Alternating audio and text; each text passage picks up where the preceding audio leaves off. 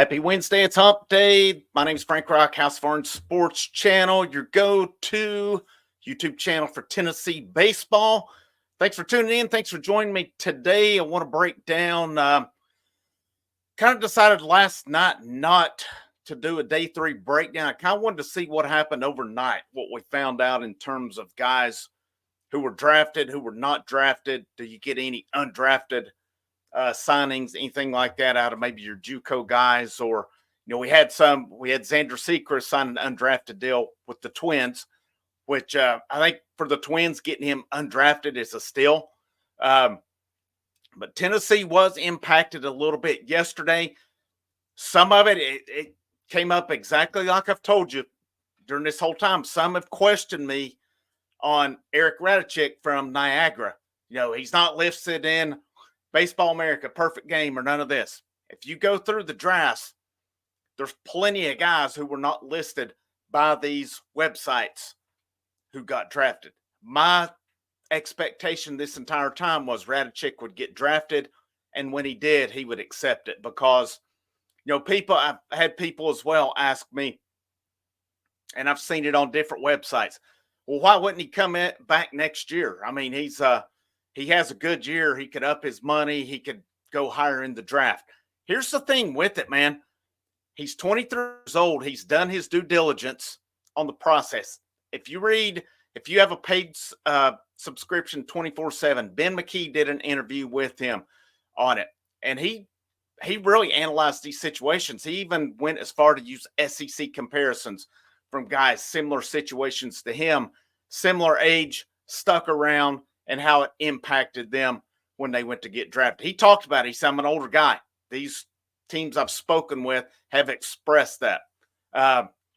He's 23 years old. He comes back another year. He's 24. Now, he would have been good with coming to campus had he not been drafted, or if he wouldn't have taken an undrafted free agent deal as well. But he used those, his opportunity may be now. He was drafted 16th round by the Marlins. He had a great year for Niagara next year. Here's what we got to look at. People just automatically assume he's going to come to Tennessee and do better next year. Maui Ahuna came from Kansas to Tennessee. He did fine, but his draft stock dropped.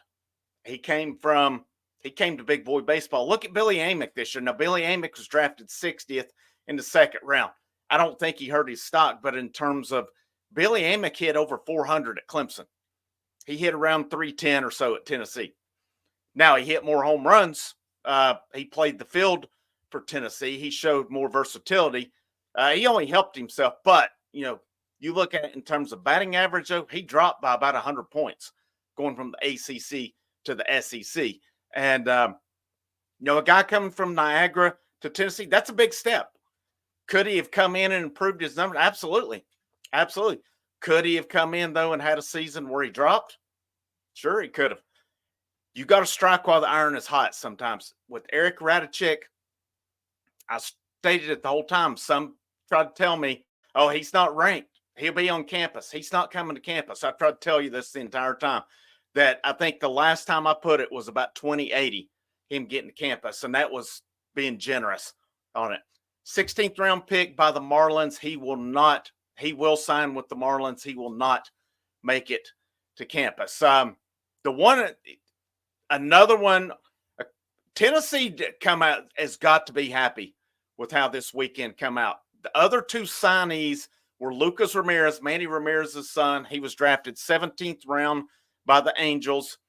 According to perfectgame.com, he was ranked 300th. He was not in the top 500 prospects on that. And then the last one, he's actually listed last on the list on perfectgame.com. Ethan Wagner, outfielder, says he's from Jefferson City, played at the P27 Academy. He was drafted in 17th round by the Astros. From what I've seen on numerous sites, 24/7, On 3 with Ben McKee, Eric Kane, these guys, they have said that they expect Lucas Ramirez and Ethan Wagner to both sign their deals and not make it to campus. Now, the one that's going to be worth watching, and I think may end up Tennessee's favor, according to perfectgame.com, their top prospect, ranked 35th nationally, Anson Siebert out of Overland Park, Kansas. He was drafted into 16th round by Detroit. I saw Eric Kane with the post. He said, from what he is seeing, it seems like Siebert's going to make it to campus. Now, I've seen also as well from Kane that seems like Siebert has some work to do in the classroom. He may have to take some classes this summer to get eligible. As a teacher, as an educator, knowing what you have to do, I've got to question that a little bit. I've got to question, why is this guy not, why is he having to fight to be eligible next year? I don't know the whole story, but I have questions about that. And I've seen where maybe he had an injury that affected him this year as well. So I think there's some questions around this one. And but still, you get him to campus. Let's see how it works out on this. But, you know, I don't know. I have to question if the guy's taking school seriously or not. And I say that as an educator because I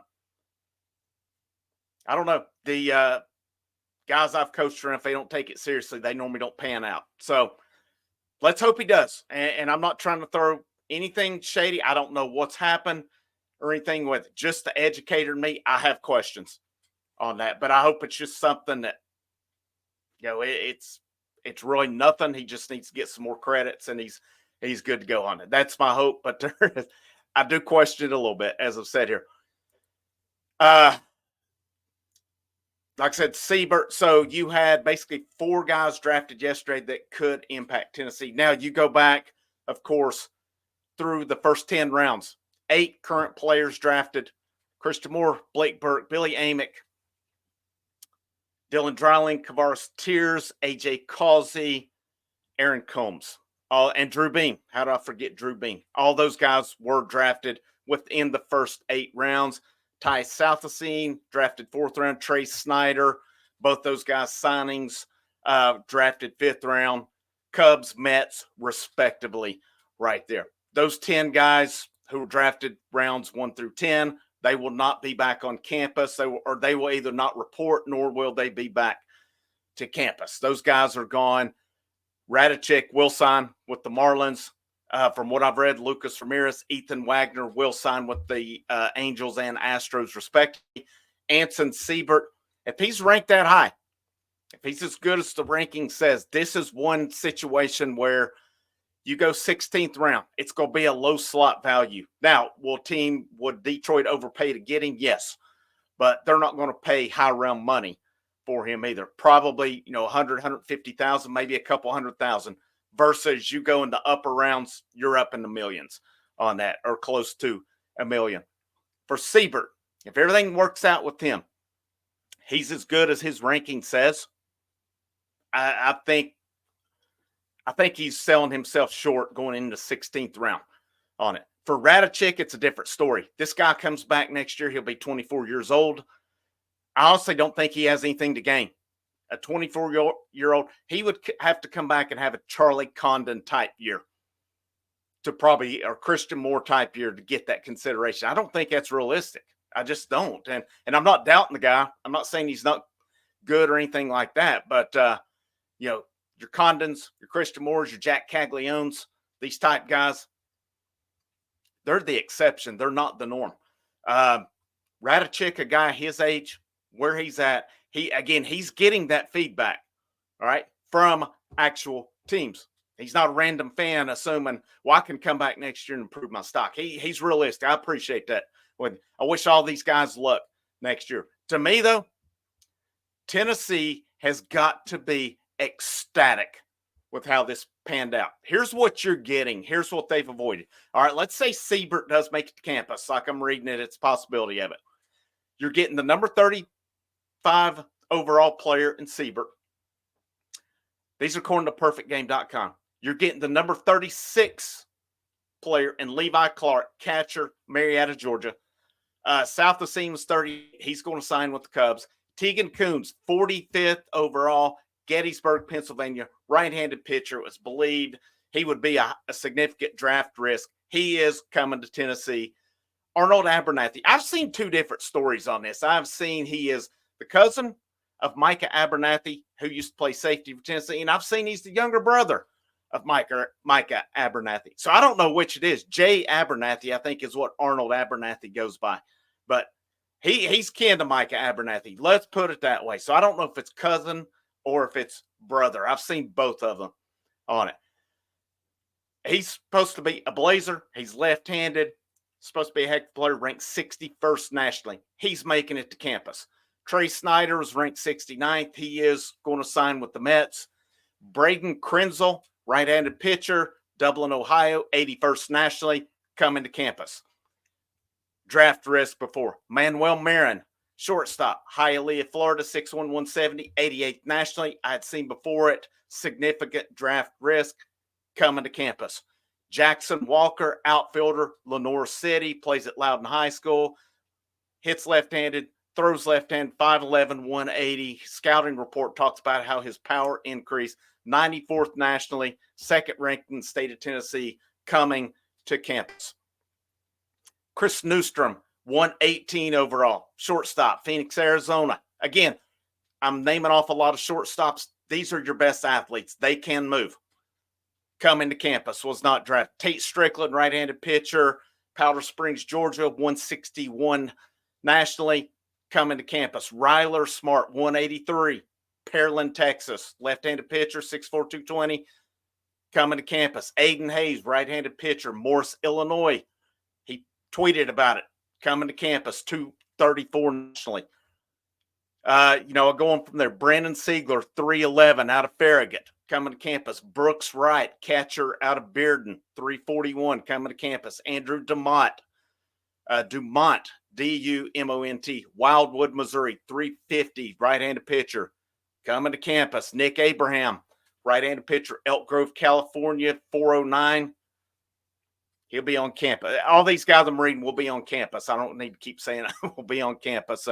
Robinson Martin, 5'8", 165, shortstop out of Memphis. Bo Revord, I hope I pronounced that right. Jefferson City, 6'2", 187, outfielder, 493. Jackson Jones. When you get to 500, Perfect Game just ranks them all as 500. Jackson Jones, first baseman, Prairie Village, Kansas. Dane Morrow, shortstop, Louisville, Kentucky. Stratton Scott, right-handed pitcher out Farragut. And then the last one listed, Ethan Wagner. That's the guy who was selected by the Astros.